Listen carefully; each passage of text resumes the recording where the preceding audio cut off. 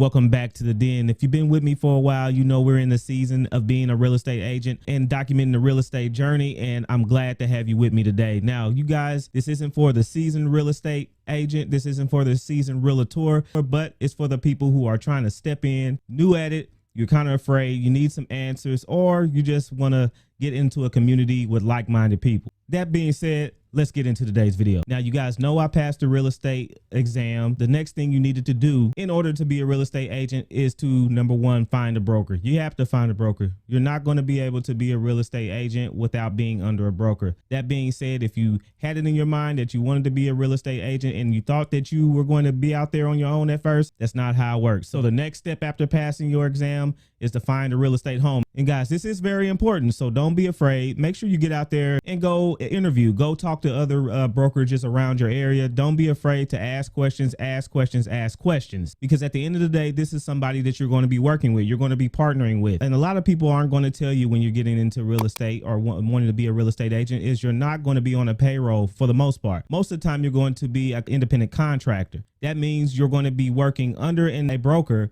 facilitating your own business. That means, yes, you might work for ABC Realtor, but in the business that you will be conducting is going to be like your own baby business. So you're going to be an independent contractor. And what does that mean? You're going to have some money that you have to have up front. Advertising, you're going to have to put in marketing. If you're not already into YouTube like some of us people are, you're going to have to find a way to market yourself and get your business out there and market your business. That could be an expense. So understand that you're going to be an independent contractor and understand what comes with wanting to get it out here and actually get your name out here. And it's going to take some work. The next thing you should be expecting is fees to come along with your brokerage. If you're new at this, you're going to want somebody to train you, right? You're going to want somebody to kind of show you the path, hold your hand, give you pointers, give you training. You're not just going to want to jump out into the real estate field without actually having some training and some mentorship, right? And that mentorship is not free. The access to the office is not free. The paper, the printers, all that stuff you need to actually make a thriving business is not free. So you're going to have to pay for that.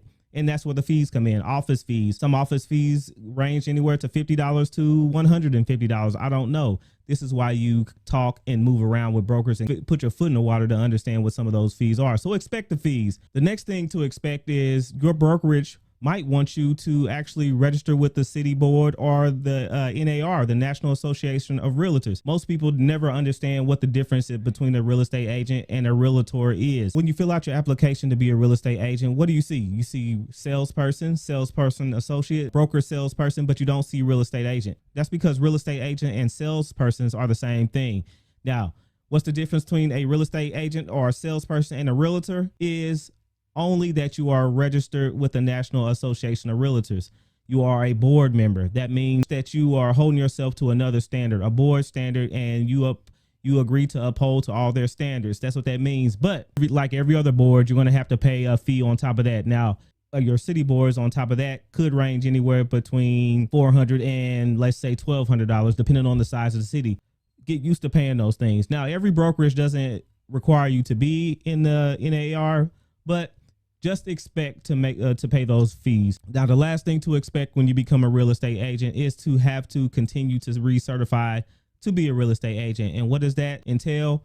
It entails 12 hours of continuous education units every 2 years or every 24 months. This consists of 9 hours of elective classes that are approved and 3 hours of core classes. If you have good time management, take those classes throughout your 24 months. Don't wait until the last 2 months, 3 months, and your license is almost up to push through and force yourself to do 12 hours of continuous education. Use your time wisely. If you got 24 months, put them in, get them done, save them, log them, whatever you have to do. And then you'll have a much easier time renewing your license. So those are some of the things you can expect when you become a real estate agent. Save a little money when you're starting this. I would save at least $1,200 to $1,500 just for you to be able to enter in comfortably. That doesn't mean you have to do that, but just to be prepared, make sure you have those funds available. I want you guys to have a smooth time. I want you guys to enjoy your journey being a real estate agent and not have to worry about how you're going to pay for these things, but to have these things set aside for you to just hit it head on. So guys, let me know what you think. If this was helpful, let me know in the comments. If it wasn't, or if it's something else we can add to another video, feel free to let me know. Until next time, everybody, have fun out there and be safe. Peace.